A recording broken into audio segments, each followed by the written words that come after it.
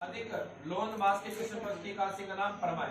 इसके महात्म की कथा ऐसे कि काल्पन्य नगर में सुमेधा नामक एक ब्राह्मण रहता था। उसकी स्त्री का नाम पवित्रा था। वह पतिव्रता थी। अतिथि सत्कार भी खूब करती थी। आप वे भूखी रह जाती थी कारण कि सुमेधा ब्राह्मण दरिद्री था। एक दिन कौंडिन्य मुनि उनके घर पर आए। पति और पत्नी ने उनका यथाशक्ति से पूजन किया और दरिद्रता का नाश करने का उपाय पूछा। कौंडिन्य मुनि बोले, दरिद्रता को दूर करने वाला सुगम उपाय यही है कि तुम दोनों के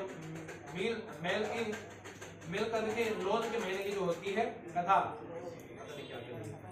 लोन मास के कृष्ण पक्ष की एकादशी का व्रत करो। रात्रि को जागरण कर प्रारब्ध को संवार लो। और यक्षराज कुबेर ने परमा एकादशी का व्रत किया तो भगवान शंकर ने उसे भंडारी बना दिया था। अतः यह व्रत तत्काल फल देने वाला है।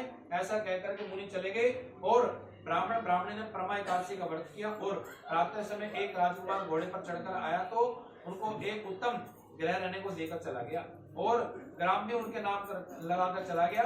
इस पर परमा एकादशी का महात्म सुनने से व्यक्ति इहलोक और अंत में सुख भोग करके अंत में इंद्रलोक को चला जाता है। लोन मास की परमा एकादशी अति श्रेष्ठ मानी गई है। बोलो श्री बांकी बिहारी लाल की। ओम नमो भगवते वासुदेवाय। ओम नमो भगवते वासुदेवाय। ओम नमो भगवते वासुदेवाय। ओम नमो भगवते वासुदेवाय। ओम नमो भगवते वासुदेवाय। ओम नमो भगवते वासुदेवाय। ओम नमो भगवते वासुदेवाय। ओम नमो भगवते वासुदेवाय। ओम नमो भगवते वासुदेवाय। ओम नमो भगवते वासुदेवाय। पद्मनी एकादशी महात्म। कृष्ण भगवान बोले, दुष्टर अधिक मास के लोन मास की कृष्ण पक्ष की एकादशी का नाम पद्मनी है। इसमें मेरी और भगवान मेरी प्यारी वृषभानु दुलारी की राधा की रानी तथा श्री पार्वती की पूजा की जाती है। इसकी विधि यह कि व्रती दशमी के दिन मिथ्या भाषण, निंदा आदि कुकर्मों का त्याग कर दे, रात्रि को भूमि पर शयन करे। इसके महात्म का कथा इस प्रकार मुनि पुलस्त ने नारद ऋषि से सुनाई थी। त्रेता युग में एक महिष्मती नामक नगरी में कृतवीर्य नामक राजा राज्य करता था। उसकी 100 स्त्रियां थी। पुत्र एक भी न हुआ। पुत्र प्राप्ति के लिए पुत्रेष्टि यज्ञ आदि अनेक उपाय किए परंतु पुत्र उत्पन्न हुआ।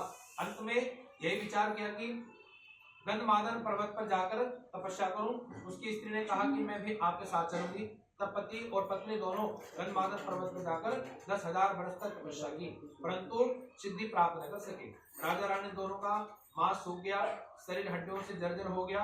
रानी ने विचार किया कि अब पतिव्रता अनुसूया के शरण में चलना चाहिए और जाके उपाय पूछूं।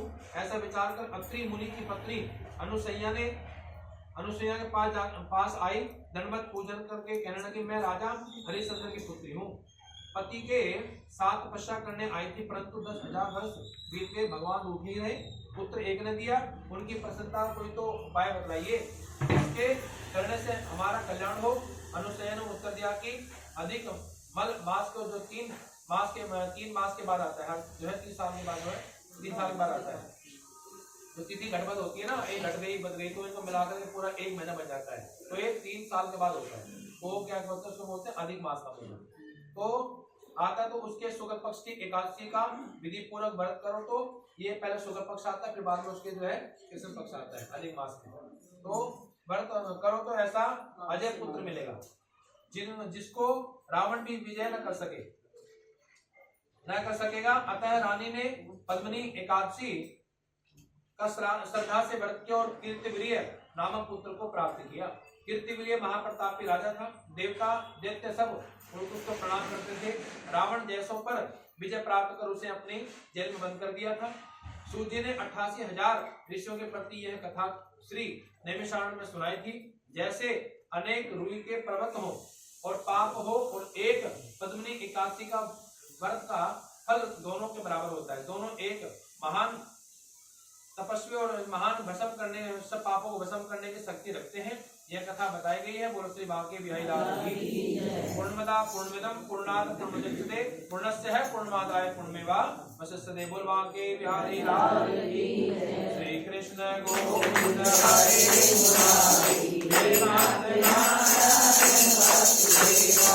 कृष्ण गोविंद हरे मुरारी हे नाथ नारायण वासुदेवा। श्री कृष्ण गोविंद हरे मुरारी हे नाथ नारायण वासुदेवा। श्री कृष्ण गोविंद हरे मुरारी हे नाथ नारायण वासुदेवा। ओम नमो भगवते वासुदेवाय। ओम नमो भगवते वासुदेवाय। ओम नमो भगवते वासुदेवाय। ओम नमो भगवते वासुदेवाय। ओम नमो भगवते वासुदेवाय। ओम नमो भगवते वासुदेवाय। बांके बिहारी लाल की। आज की आनंद की आनंद कंद भगवान की। हरि भक्तों की, कथा सुनने वालों की, सुनाने वालों की,